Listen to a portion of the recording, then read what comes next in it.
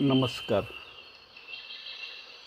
सर्वप्रथम आजच्या चर्चेमध्ये मी आपल्या सर्वांचे मनपूर्वक स्वागत करतो. चर्चेस प्रारंभ करण्यापूर्वी मी 2-3 गोष्ट आपणासमोर स्पष्ट करू इच्छितो. पहिली गोष्ट, मी जे काही सांगतो आहे ते सत्यच आहे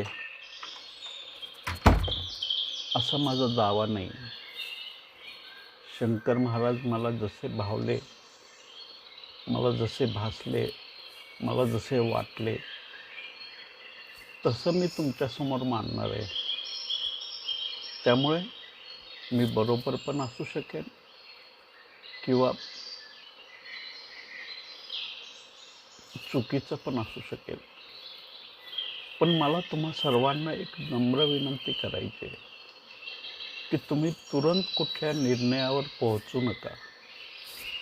माझ्या अंतर्दृष्टीने महाराज मला जसे दिसले तसेच मी तुमच्यासमोर उभे करणार आहे.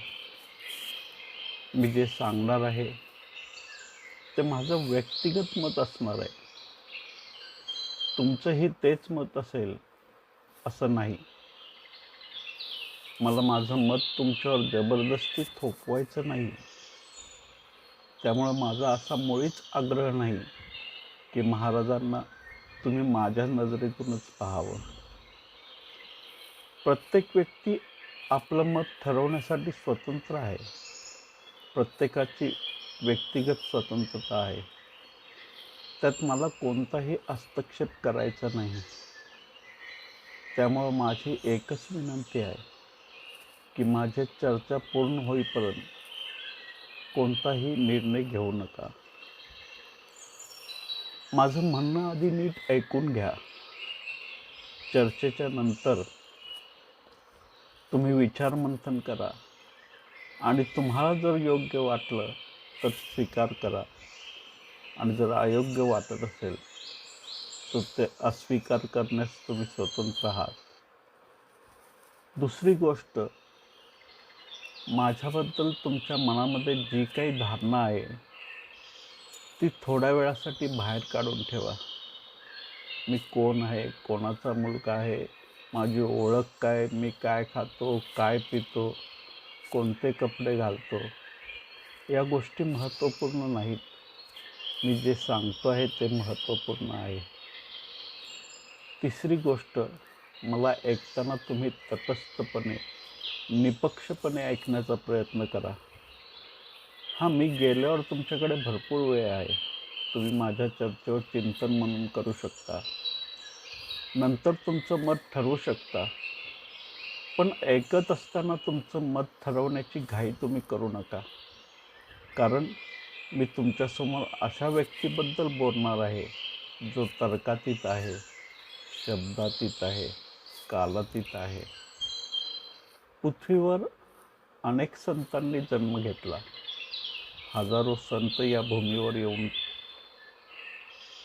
प्रत्येक संतांनी जे जाणलं, जे अनुभवलं ते वाटण्याचा परिपूर्ण प्रयास केला. पण ज्या पद्धतीने आणि जशा प्रकारे प्रयत्न शंकर महाराजांनी केलेत त्याची तुलना खरंच होऊ शकत नाही. त्यांचा सत्संग ज्यांना मिळाला, जे त्यांच्या समवेत राहिले, त्यांचा सहवास ज्यांना लाभला, मला अत्यंत खेदपूर्वक हे सांगावं लागेल की शंकर महाराजांना ज्यांनी जाणलं असे खूप कमी लोक होते. काही लोकांना वाटायचं की महाराजांना आपण व्यवस्थित परिपूर्ण समजून घेतलं आहे, पण ही त्यांची चुकीची समजूत होती. माझं असं म्हणणं नाही की महाराजांना कोणीच समजू शकलं नाही. मला असं म्हणायचं आहे की खूप कमी लोकांनी त्यांना समजून घेण्याचा प्रयत्न केला आहे. ज्यांनी महाराजांना जाणलं त्याचं अवघड जीवन रूपांतरित झालं आणि काही लोकांना फक्त त्यांचा सहवास लाभला, पण एक अलौकिक भाग्यापासून ते वंचित राहिले. सूर्याच्या सोबत राहून डोळ्यावर झापड घातल्याने अंधारात जीवन जगल्यासारखी अवस्था कित्येक लोकांची झालेली होती. आज मी तुमच्यासमोर महाराजांच्या जन्माशी संबंधित काही गोष्टीवर प्रकाश टाकू इच्छितो. कित्येक संतांच्या जन्माशी निगडीत अशा अनेक किस्से तुम्ही ऐकले असतील, अनेक कहाण्या तुम्ही ऐकल्या आहेत. मग ते कृष्ण असो, बुद्ध असो, जिजस असो, अनेक असे नावं घेता येतील. पण महाराजांच्या जन्माशी जोडलेली गोष्ट थोडीशी भिन्न आहे आणि त्यात खूप खोल अर्थ दडलेला आहे. त्या गोष्टीचं जसं जसं एक एक पदर आपण बाजूला सारत जाऊ, त्यातून ईश्वरी चैतन्याचा, परमात्म्याचे संकेत तुमच्यासमोर प्रकट होत जातील. नाशिक जिल्ह्यात अंतहापूर नावाचं एक छोटंसं गाव आहे. त्या गावात चिमणाजी नावाचा एक शिवभक्त राहत होता. लग्नानंतर कित्येक वर्ष त्यांना अपत्य नव्हतं, म्हणून ते दुःखी होते. एका रात्री त्यांना एक स्वप्न पडलं. स्वप्नात एक तपस्वी आला व तो म्हणाला, अंतापूर शेजारी दावल मलिक नावाच्या पिराजवळ एका झाडीत काही वाघ बसलेले तुला दिसतील. त्यांच्या घोळक्यात एक बालक तुला दृष्टीस पडेल. त्याला निर्भयपणे उचलून आण व त्याचे संगोपन कर. एक वेळा नव्हे तर हे स्वप्न त्यांना पुन्हा पुन्हा जसंच्या तसं पडत होतं. चिमणाजी शिवभक्त होते. एकच दृष्टांत स्वप्नात पुन्हा पुन्हा होऊ लागल्याने त्यांना ही जाणीव होऊ लागली की कदाचित ही शिवकृपा असावी. स्वप्नावर विश्वास ठेवून ते खरंच त्या स्थानावर गेले. झाडीत बरेच वाघ बसले होते. क्षणभर ते घाबरले, पण त्यांना स्वप्न आठवलं. निर्भयतेने पुढे जा. त्यांनी साहस केलं. थोडेसे अजून पुढे गेले तेव्हा त्यांची दृष्टी एका नवजात बालकाकडे गेली. त्यांचं भय तिरोहित झालं. त्या बालकाचे निष्पाप आणि निर्दोष डोळे, त्याच्या चेहऱ्यावरील अदृश्य तेज, त्या बालकाच्या ओठांवर फुलासारखं उमललेलं ते निरागस हास्य, त्या बालकाला पाहता पाहता त्यांच्या अंतरंगात काहीतरी बदल झाला. आपोआप त्या बालकाच्या दिशेने त्यांचे पाऊल उचलले गेले. तिथं असलेले वाघ, त्यांचं भय, ते सारं काही विसरून गेले. त्यांना फक्त ते बालक दिसू लागलं, दुसरं काही नाही. ते जवळ गेले, त्या बालकाला उचललं आणि त्याला घरी घेऊन आले. आपल्याला वाटते तेवढी ही साधारण घटना नाही, एक साधी गोष्ट नाही आहे. यात खूप गहिरे अर्थ दडलेले आहेत. आता एक एक करून त्याचा उलगडा करण्याचा पण प्रयत्न करूया. काही लोक स्वतःला भक्त मानतात. नित्य नियमाने त्यांची पूजा प्रार्थना चालू असते. सर्व धार्मिक नीती नियम ते काटेकोरपणे पाळत असतात.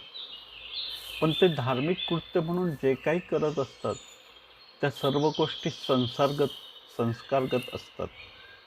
त्यांच्यामध्ये संस्काराने ते आलेले असतात.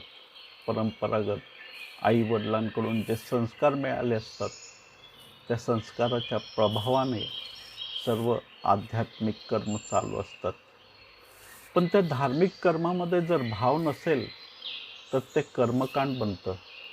बस करायचं आहे म्हणून करत आहेत. दिवसभरात अजून हजारो कामं करायची असतात. त्या कामाच्या लिस्टमध्ये एक काम असतं, पूजा करणं. ते करणं अनिवार्य असतं. ते जर नाईलाज असतो, जबरदस्ती करावं लागतं, असं काम जे नाईलाज असतो, जबरदस्ती करावं लागतं, तर ती पूजा यंत्रवत होऊन जाईल. आणि ती पूजा प्रार्थना भावपूर्ण नसते, ती अर्थहीन होऊन जाते. काही लोक असे पण असतात, त्यांना परमात्म्याशी काही घेणं देणं नसतं. त्यांचं लक्ष काही दुसरंच असतं. धन, संपत्ती, पद, प्रतिष्ठा, यश, सफलता इत्यादी. आणि हे सर्व मिळवण्यासाठी परमात्मा एक माध्यम असतो. परमात्म्याचा आधार घेऊन त्यांना आपलं निश्चित लक्ष प्राप्त करायचं असतं. अनंत काळापासून साधू संत एक गोष्ट सांगत आले आहेत, त्याला प्राप्त केलं तर सर्व काही प्राप्त होईल. ज्यांच्यासाठी परमात्मा महत्त्वपूर्ण नाही, त्यांचं लक्ष त्यांच्यासाठी महत्त्वपूर्ण आहे. काहीतरी मिळवायचं आहे, प्राप्त करायचं आहे, आणि ते मिळवण्यासाठी ईश्वराला एक मार्गाप्रमाणे ते वापरतात आहे.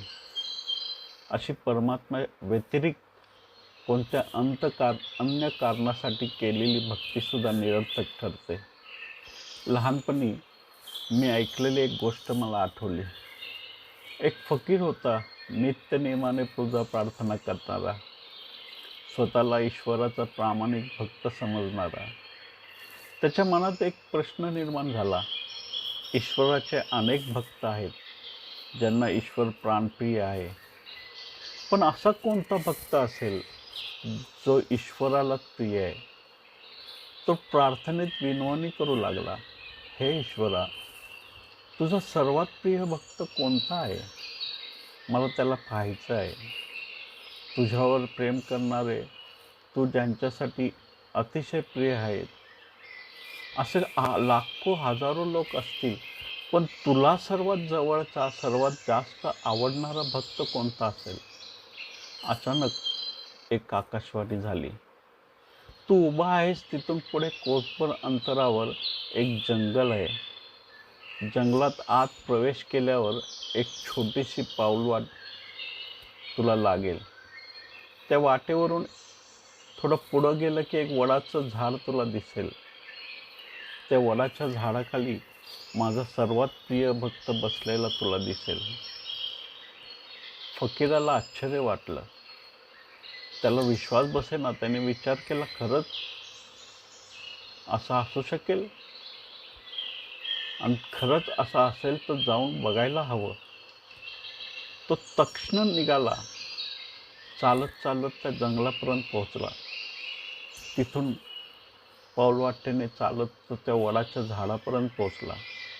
पण त्या झाडाखाली बसलेल्या व्यक्तीला पाहून तो अवाक झाला.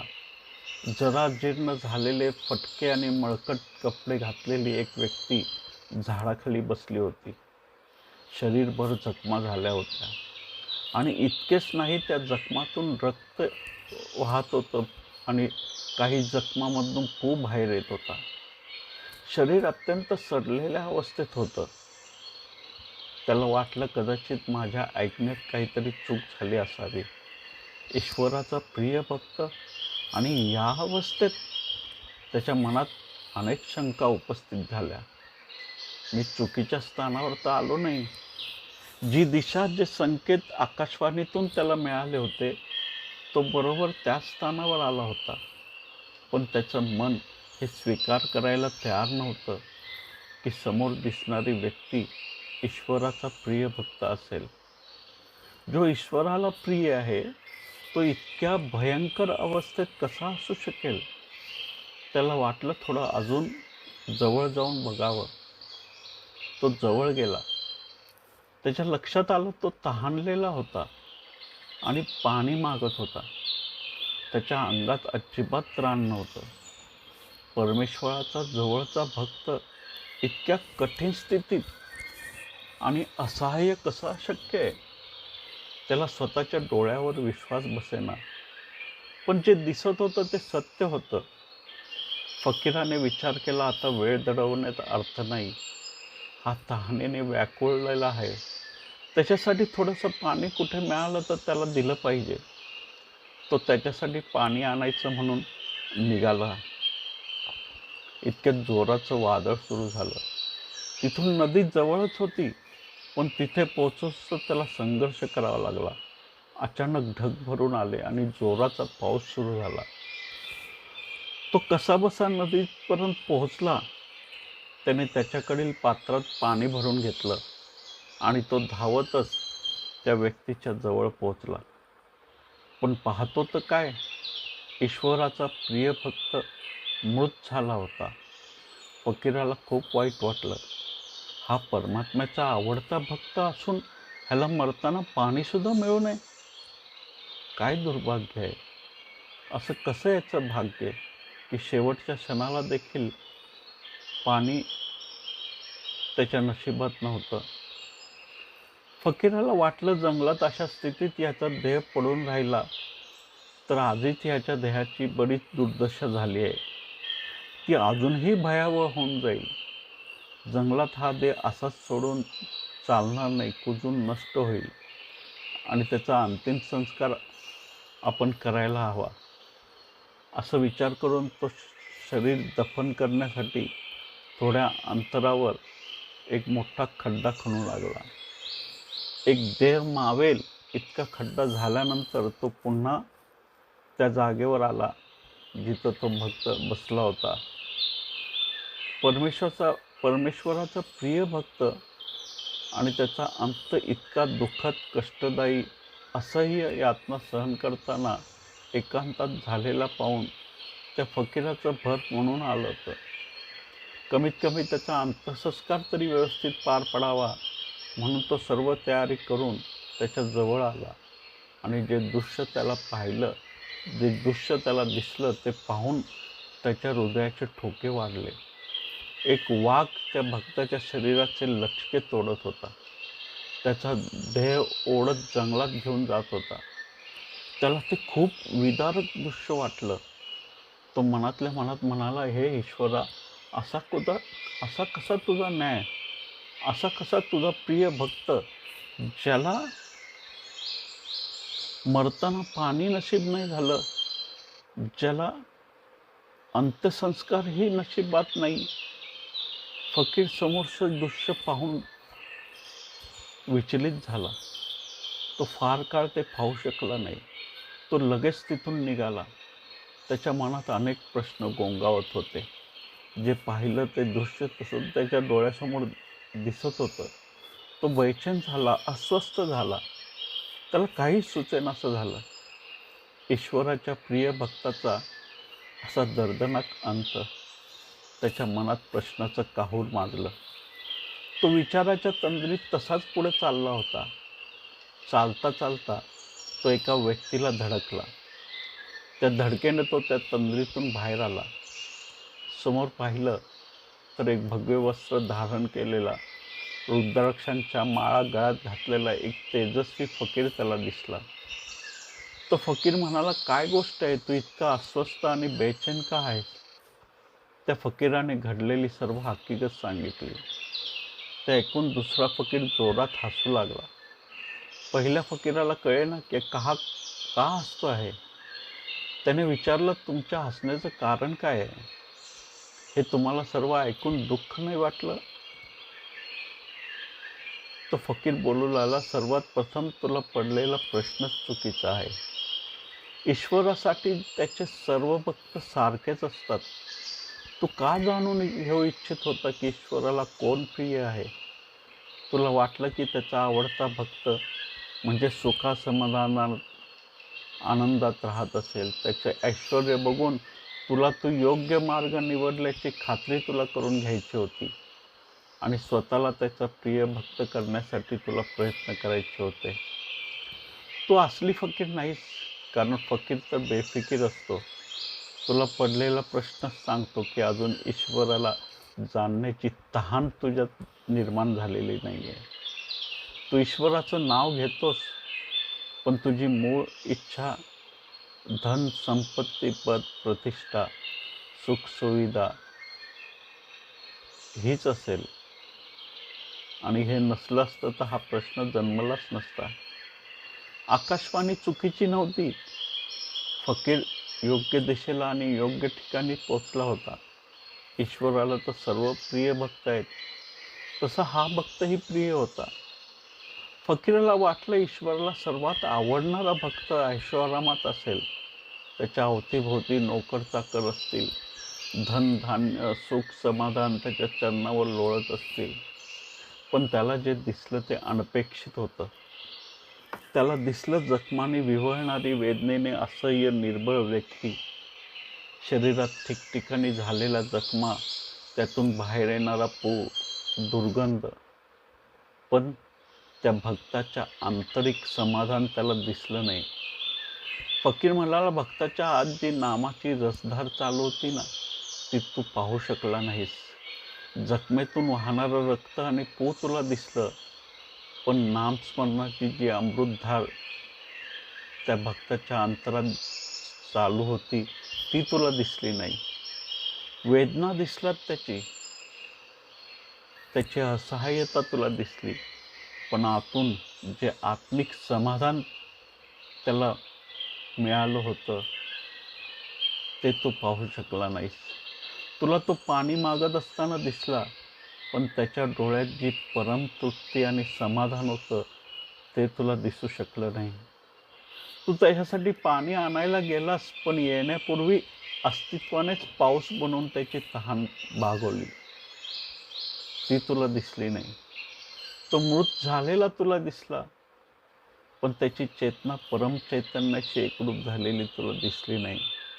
तू त्याचा अंतिम संस्कार करू पाहत होता, पण वाघाच्या रूपात प्रत्यक्ष परमेश्वरानेच त्याचा अंतिम संस्कार केला, ते तुला कळू शकलं नाही. आपण नेहमीच बाहेरूनच पाहत असतो, आत खोलवर पाहण्याची क्षमता आपल्याकडे नाही. बाहेर जे दिसतं त्यावरच आपण निर्णय घेऊन मोकळे होतो. ईश्वराचा प्रिय भक्ताचे असे हाल बघून कोण ईश्वरास भेटण्यास उत्सुक होईल?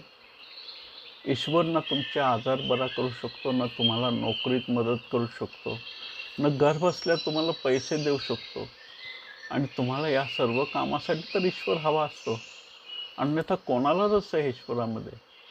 बहुतेक लोकांची जी पूजा प्रार्थना चालू असते ना, ती फक्त याच कारणासाठी चालू असते. काहीतरी मिळवायचं असतं, काहीतरी बनायचं असतं, आणि त्यासाठी ही सर्व मेहनत चालू असते. अशी भक्ती म्हणजे केवळ क्रियाकांड आहे.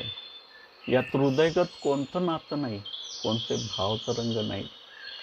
भक्तांचे हाल अपेष्टा दिसल्या, पण त्या स्थितीही त्या भावनेतून त्या भक्ताच्या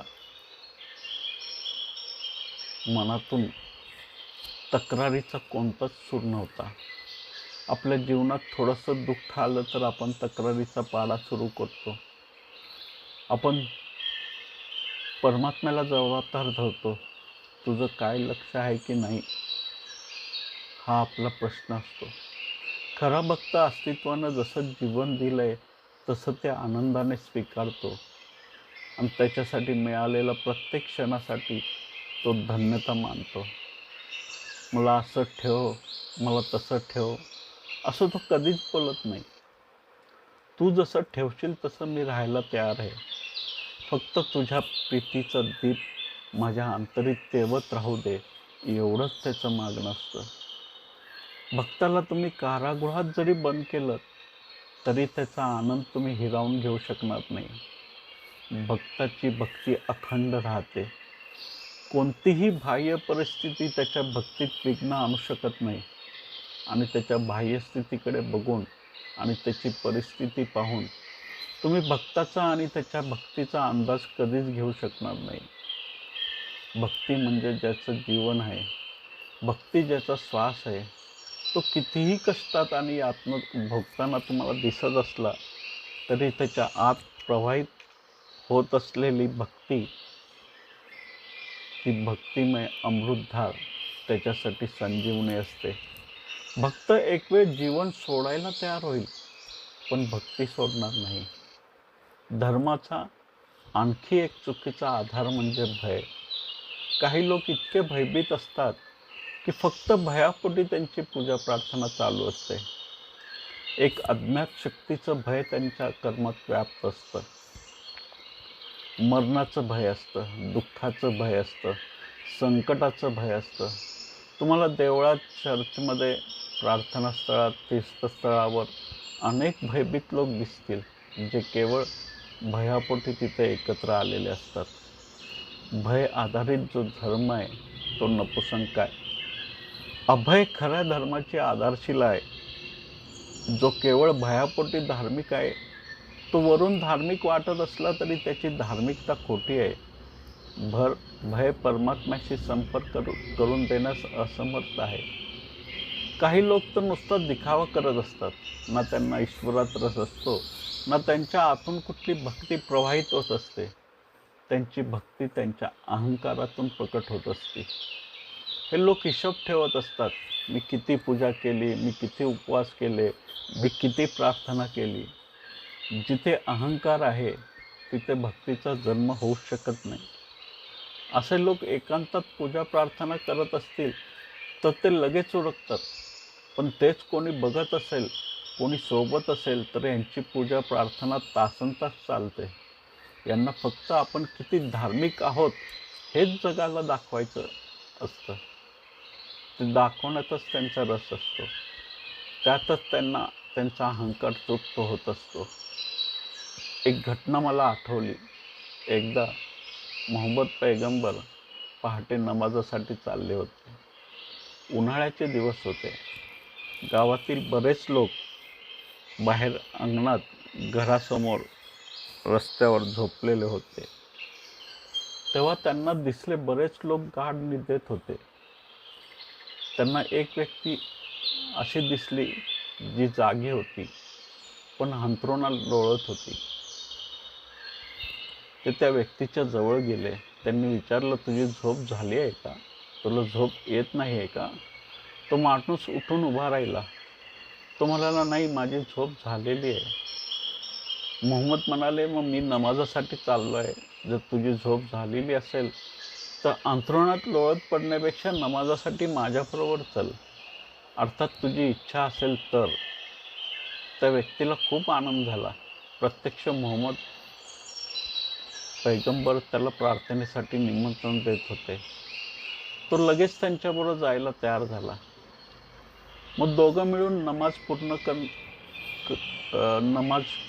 करून परत निघाले.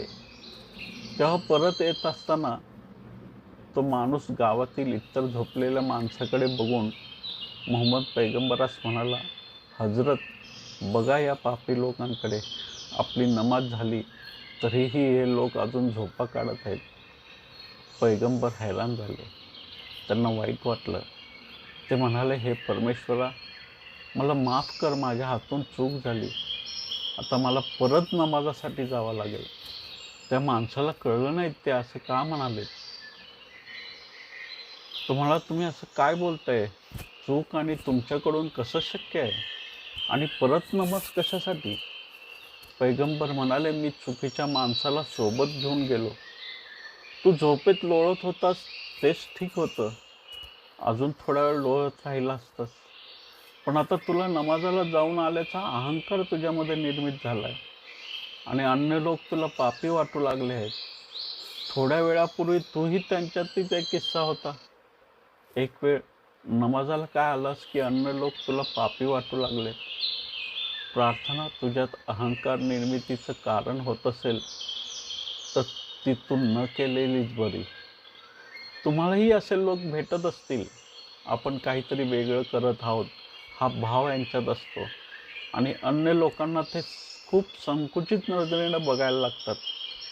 पूजा प्रार्थना केल्यानंतर ही माणसं अगदी ताठमानेने जगात वावरू लागतात. जसं काही खूप मोठं धार्मिक कृत्य केल्याचा अहंकार ह्यांच्या कर्मातून जाणवत असतो. ईश्वराला जाणण्याची अभिप्सा जोपर्यंत तुमच्यात जन्मत नाही तोपर्यंत खऱ्या भक्तीचा जन्म असंभव आहे. ईश्वरावर तुमचं असलेलं असीम प्रेम तुमच्यात भक्तिबीज रुजण्यासाठी कारण बनत असेल तरच भक्ती जन्मू शकते. अन्य कोणत्याही कारणाने भक्ती निर्मित होऊ शकत नाही. एक ईश्वरीय अभिप्सा आणि शुद्धतम ईश्वरीय प्रेम या दोन गोष्टी महत्त्वपूर्ण आहेत. बाहेरून बघून उपयोग नाही. बाहेर जो भक्त वाटतो तो आत खरा भक्त असेलच असं नाही. असं बहुतेक वेळा होतं. जो पापी वाटत होता तो स्वर्गात पोचतो आणि जो पुण्यात्मा वाटत होता तो नरकात पोचतो. एक गोष्ट मी कुठंतरी वाचलेली मला आठवली. एक साधू आणि एक वेश्या दोघं समोरासमोर राहत होते.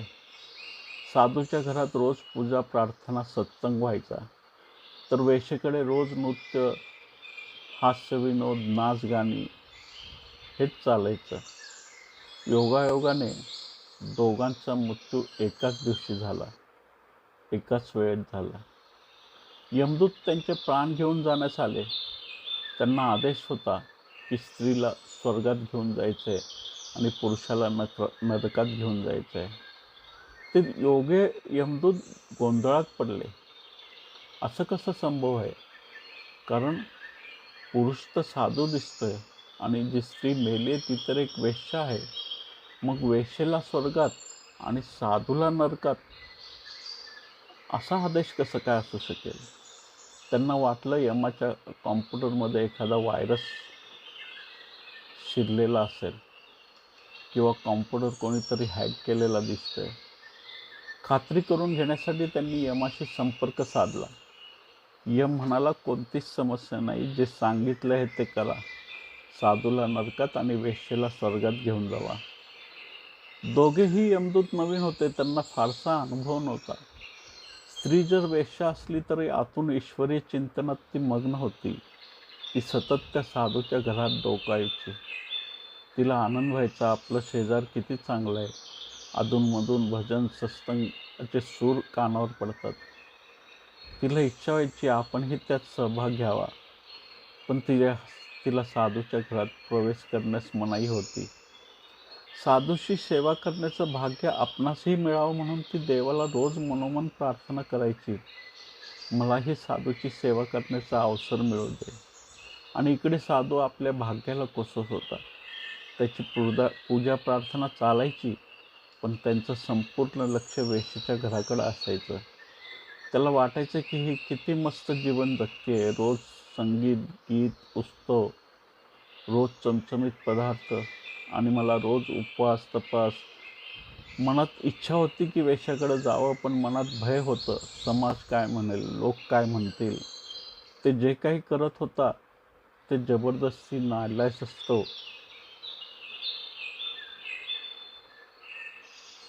अगदी इच्छेविरुद्ध. आपला जन्म, आपलं जीवन व्यर्थ गेलं. जीवनाचा आनंद आपल्याला उपभोगता आला नाही. आणि वेश्येला वाटत होतं साधूचं जीवन किती धार्मिक आहे. आपण बाहेरून बघतो त्यामुळे समजून येत नाही. तुम्ही काय करत आहात यापेक्षा तुम्ही आतून कसे आहात ते जास्त महत्त्वपूर्ण आहे.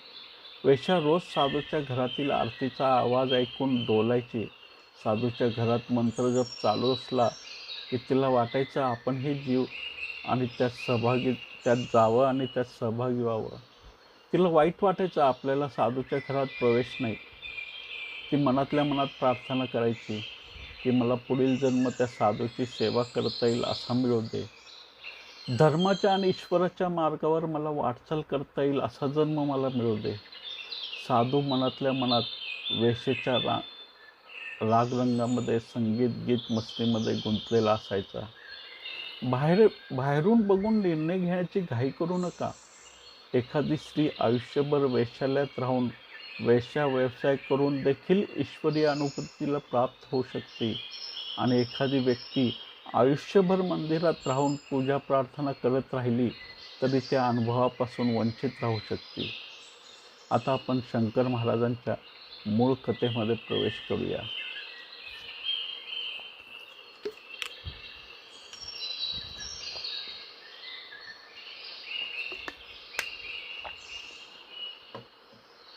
चिमणाजी शिवभक्त होते आणि तरी दुःखी होते.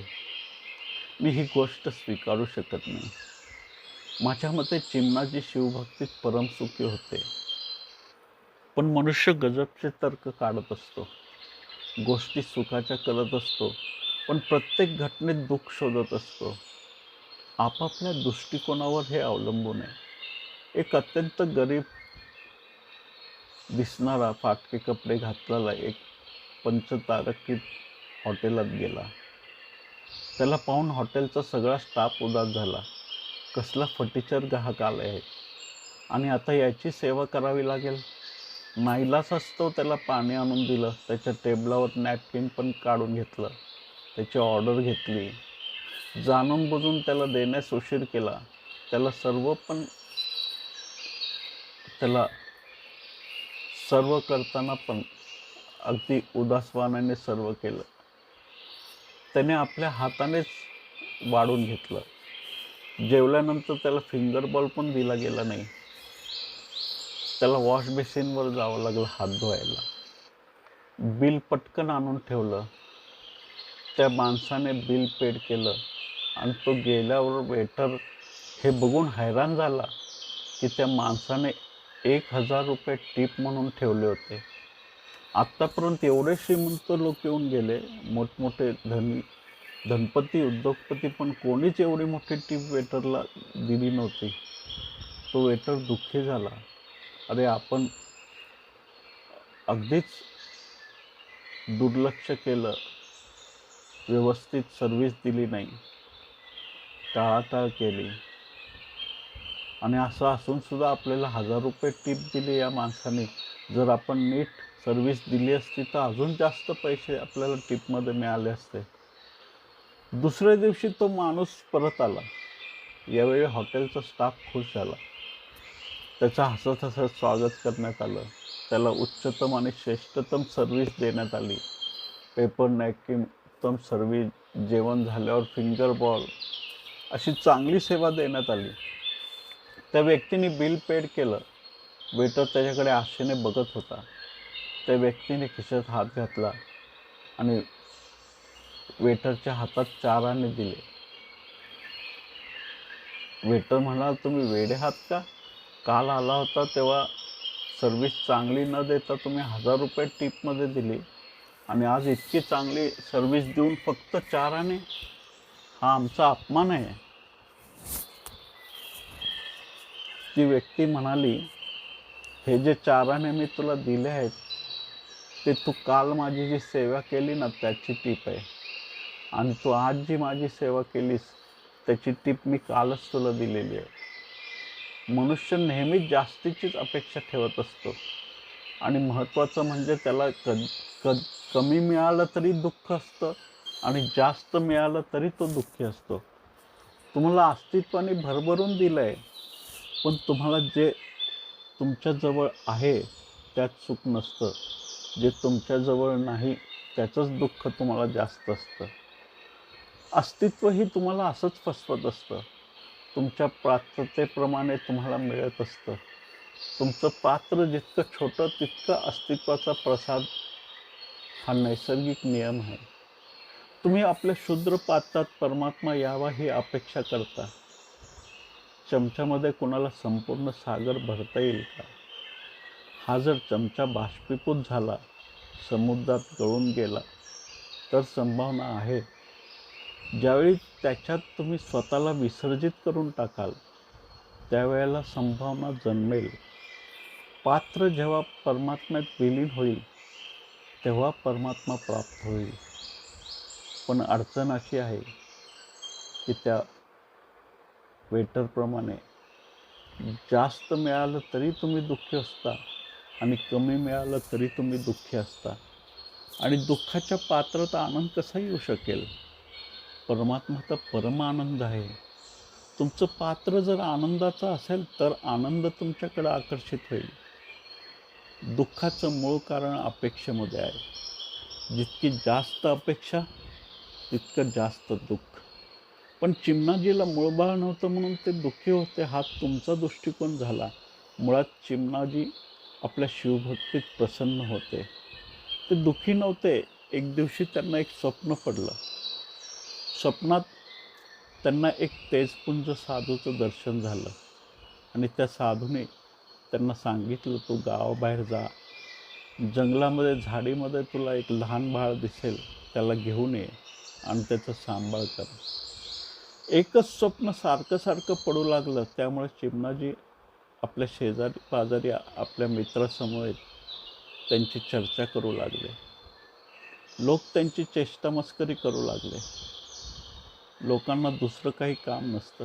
कुठला तरी विषय घ्यायचा आणि तो चघळत बसायचा. एकमेकांचे दोष शोधायचे, एकमेकांना नावं ठेवायचे. चिमणाजीवर लोक हसू लागले, पण चिमणाजी या स्वप्नाकडे जास्त दिवस दुर्लक्ष करू शकले नाहीत. त्यांची शंकरावर असीम भक्ती होती आणि त्यांची श्रद्धा त्यांना हे स्वप्न सत्य असल्याची जाणीव करून देत होती. अनेक प्रकारची स्वप्न असतात. एक सर्वसाधारण प्रकार म्हणजे आपल्या विचारात रंगीत चित्र दिवसभरात आपण ज्या केंद्रीय विचारात गुंतलेलो असतो त्याचं प्रक्षेपण आपण स्वप्नात पाहत असतो. एखादं पद मिळवण्याची इच्छा मनात असली तर अनेक दिवस ते मिळावं म्हणून तुम्ही जी मेहनत करत असता, कष्ट करत असता, प्रयत्न करत असता, तर ते पद तुम्हाला मिळालं आहे असं तुम्ही स्वप्नात पाहू शकता. दुसरा प्रकार म्हणजे ज्या इच्छा आकांक्षा तुम्ही मनात दाबून ठेवलेल्या आहेत त्याच तुमच्या स्वप्नात प्रकट होतात. उदाहरणार्थ, जर तुम्ही कामवासनेचं दमन केलं आहे, वासना दाबून ठेवली आहे, तर तुम्हाला कामवासनेची स्वप्न पडतील. स्वप्नाचा तिसरा प्रकार म्हणजे अतीतमध्ये गतकाळात घडलेल्या काही घटना ज्या महत्त्वपूर्ण होत्या, ज्याचा तुमच्या मनावर खोलवर परिणाम झाला, त्या स्वप्नात तुम्हाला पुन्हा पाहायला योग येतो. केवळ गतकाळाचाच नव्हे तर अतीतमधील तुमच्या मागच्या जन्मातील घटनासुद्धा कधीकधी स्वप्नात दिसू शकतात. ही स्वप्ने थोडेसे असंबंधित असल्यासारखी असतात. या स्वप्नांना निश्चित क्रमवारी नसते आणि हे स्वप्न अतार्किक पण असू शकतात. स्वप्नांचा चौथा प्रकार म्हणजे भविष्यात घडणाऱ्या घटनांची झलक. आता त्रिभुवन इथं बसलाय, त्यांनी या प्रकारच्या स्वप्नाचा अनुभव घेतला आहे. त्याला स्वप्न पडलं होतं की तो एका हॉटेलमध्ये बसलाय, आपल्या एका मित्राबरोबर बोलत बसलाय. इतक्यात हॉटेलसमोर एक लाल रंगाची मारुती कार येते. त्यातून काही लोक उतरतात आणि ते त्याच्या मित्राजवळ येतात, त्याच्याशी बोलतात आणि त्याला आपल्यासोबत घेऊन जातात. आणि बिलकुल 2-4 दिवसांनी ही घटना प्रत्यक्ष घडली. स्वप्नात मित्रांनी घातलेले कपडे, हॉटेल आणि सर्व घटना जशीच्या तशी घडली. अजून कित्येक असे उदाहरणं आहेत. त्यात अब्राहम लिंकनचं पण उदाहरण घेता येईल. अजून एक स्वप्नाचा एक प्रकार आहे म्हणजे गुरुचं मार्गदर्शन, अस्तित्वाचे संकेत किंवा अनेक महत्त्वपूर्ण प्रश्नाचे उत्तर. रसायनशास्त्र शिकलेल्या सगळ्यांना बेंझिन रिंगची माहिती असेलच.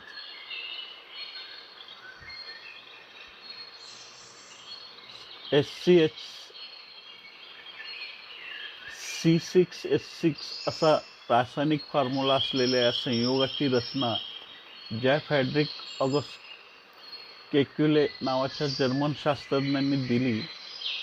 त्याने स्वतःच सांगितलं होतं की आपल्याला स्वप्नात ही रचना सुचली होती.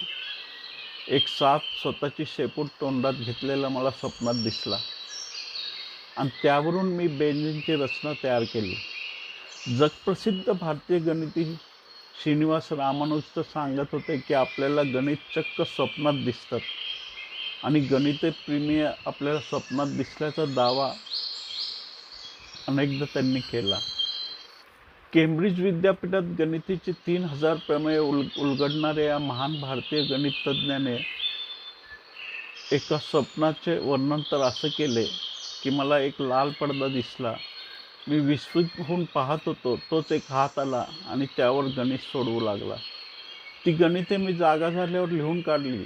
नमक्कल देवी आपल्याला स्वप्नात गणिते सोडवून देते असं या महान गणितज्ञाचं म्हणणं होतं. प्रख्यात शास्त्रज्ञ आणि आजच्या विज्ञान युगाचे शिल्पकार अल्बर्ट आइन्स्टाईन यांना जेव्हा त्यांचा सापेक्षवादाचा सिद्धांत E=mc² या फॉर्म्युल्याबद्दल विचारले तेव्हा त्यांनी आपल्याला तो दिसल्याचे सांगितले. जर्मन शास्त्रज्ञ डॉक्टर ओट्टो लोई यांनी आपला नर्वस सिस्टीमचं संदेशवहन रासायनिक पद्धतीने होत असल्याचा सिद्धांत मांडला होता. पण आपलं म्हणणं सिद्ध करण्यासाठी त्यांच्या हाती काहीच नव्हतं. त्यांनी आपला सिद्धांत 17 वर्ष जणू काही स्वतःच्या मेंदूच्या अडगळीत टाकून ठेवला होता.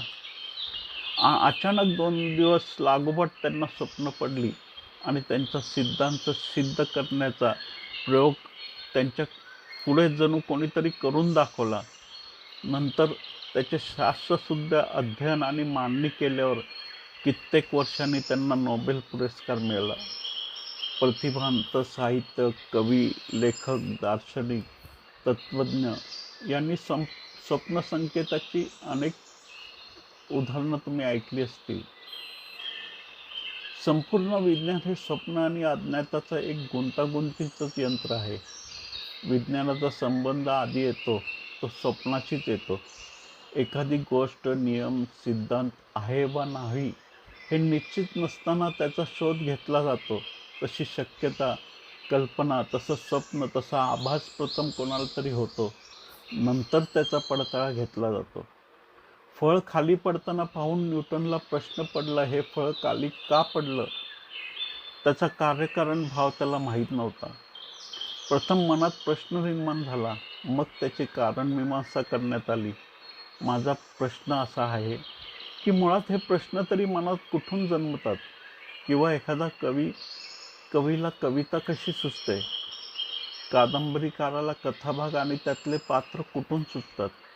कोणत्याही शास्त्रीय शोधाचं, साहित्यकृतीचं, कलाकृतीचं बीज तुमच्या अंतरी येतं, ते रुजतं, ते फुलतं, ते कुठून, कसं? आणि त्याच्यानंतर बाकीच्या गोष्टी घडतात. पण अगदी प्रारंभी तर अजून अज्ञातच आहे ना. खरं तर या सर्वांचा जन्म त्या शून्यातून झालेला आहे, जिथून जन्म झाला आहे, जिथून जीवन आलंय, तिथून हा सर्व विस्तार आहे. विज्ञान म्हणतं मेंदूत रासायनिक बदल होतो, पण हे रासायनिक बदल का घडतात आणि विशिष्ट मेंदूतच का घडतात याचे गूढ अजून उकललेलं नाही. कोण घडवतं मेंदूतील हे रासायनिक बदल? भौतिकशास्त्रातील मागच्या वर्षातील उदाहरण म्हणजे हिग्स बोसॉन कणाचे. ते सुद्धा प्रथम गृहीत धरलं गेलेलं कण, त्यानंतर 1964 पासून त्याच्यावर संशोधन सुरू होतं. म्हणजे निश्चित माहिती नाही, त्याला कुणाला तरी कधीतरी आभास झाला आणि मग ते सिद्ध करण्याच्या प्रयत्नातून हा हिग्स बोसॉन कण अस्तित्वात आला. हा कण कुठून आला? कोणतीही गोष्ट स्वीकार करणं हे विज्ञानाचं पहिलं सूत्र आहे. कितीही असंभाव्य वाटणारी, हास्यास्पद वाटणारी, कपोलकल्पित वाटणारी, तर्कबुद्धीला न पटणारी बाब जरी समोर आली, तसा आभास झाला तरीही ती सत्य मानून त्याचा शोध घेणं, त्याचा मागोवा घेणं, त्याच्या सगळ्या बाजूने विश्लेषण करणं आणि मग निष्कर्ष काढणं हे विज्ञानाचं काम आहे. आम्हाला पटत नाही म्हणून एखादी गोष्ट नाकारणे, त्याची टवाळी करणे, विज्ञानात तरी याचं प्रमाण आता कमी होत चाललं आहे. स्वप्न सत्य ठरलेली अजून असंख्य उदाहरणं देता येतील.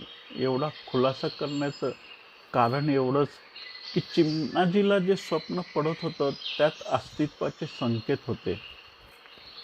ही गोष्ट हास्यास्पद नव्हती, त्याच्या स्वप्नात सत्याचं प्रतिबिंब होतं.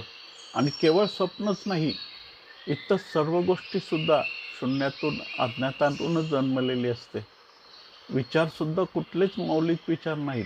जगातील कितीही श्रेष्ठतम विचारक असो वा असामान्य बुद्धिमत्ता असलेला वैज्ञानिक, सर्वाचं ऊर्जास्रोत एकच असतं. एखादा विचार, कविता, लेख आपल्याला सुचला तर तो अस्तित्वातच असतो. त्यात खाली आपण आपलं नाव टाकतो. ते एवढ्यासाठी की आपण माध्यम असतो आणि आपल्या माध्यमातून तो विचार प्रकट झालेला असतो. हे लक्षात यावं म्हणून आपलं नाव असतं. आणि तेही आपलं कुठं असतं? तेही अस्तित्वानेच ठरवलेलं असतं.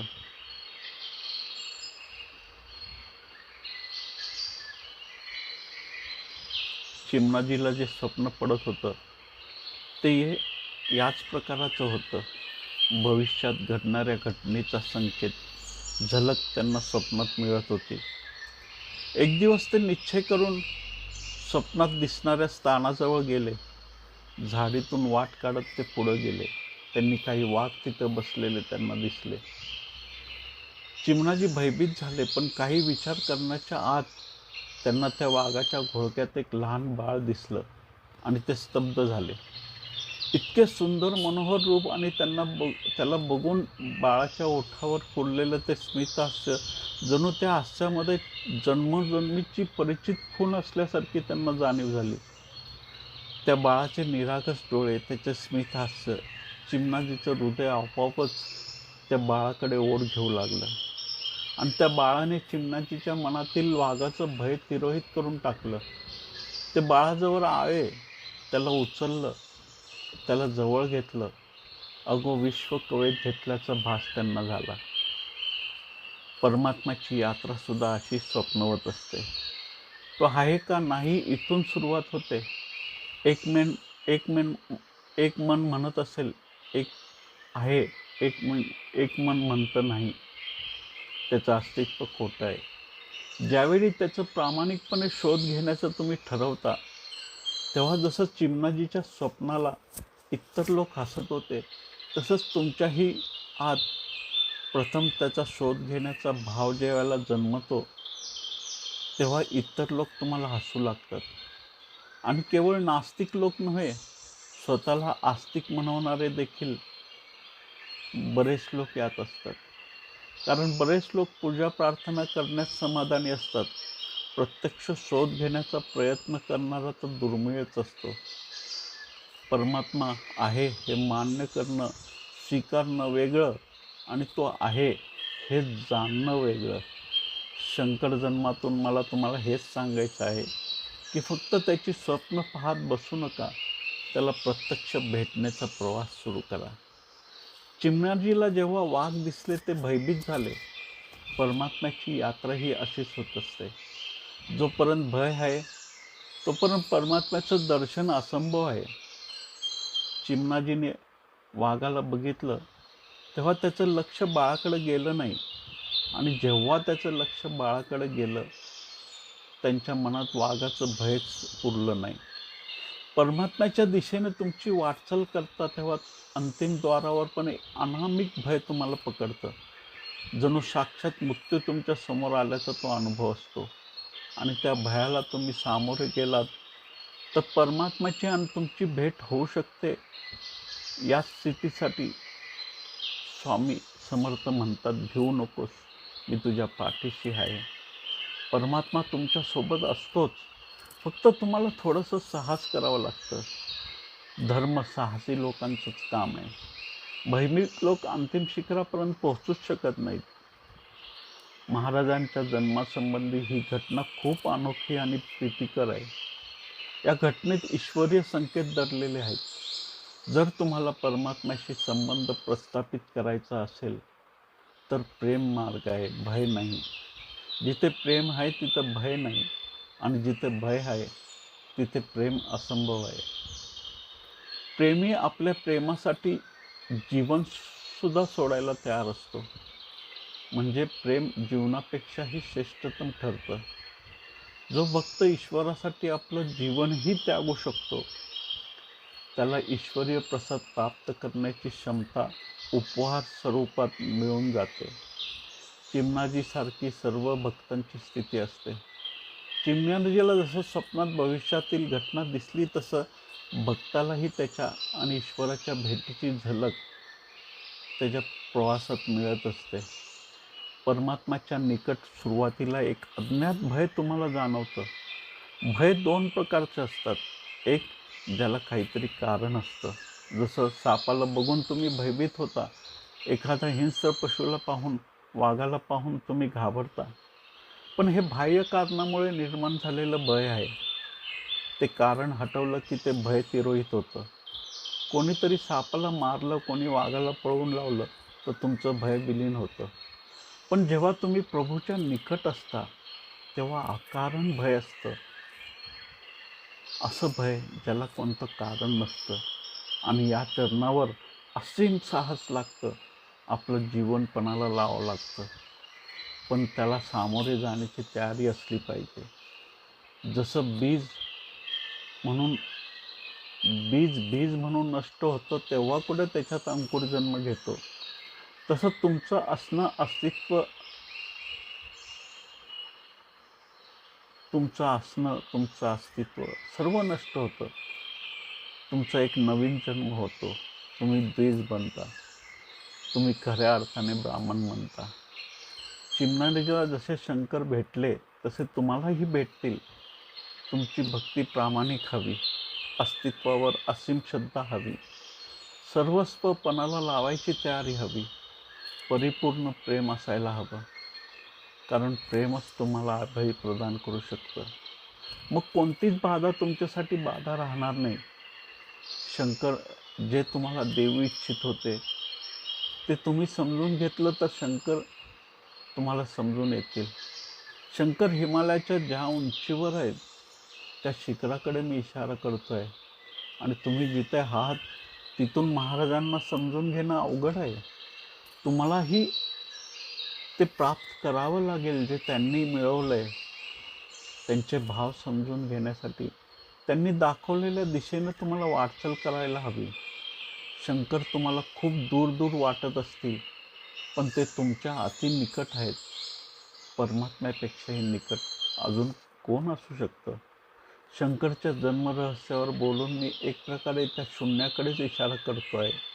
फक्त हिमालयाच्या दिशेने चालण्याची स्वप्न बघून आपला प्रवास आपण करतो आहोत अशी कल्पना करून, चालण्याचा विचार करून कोणीही हिमालयापर्यंत पोचू शकत नाही. त्यासाठी पाऊल उचलावं लागेल, चालावं लागेल.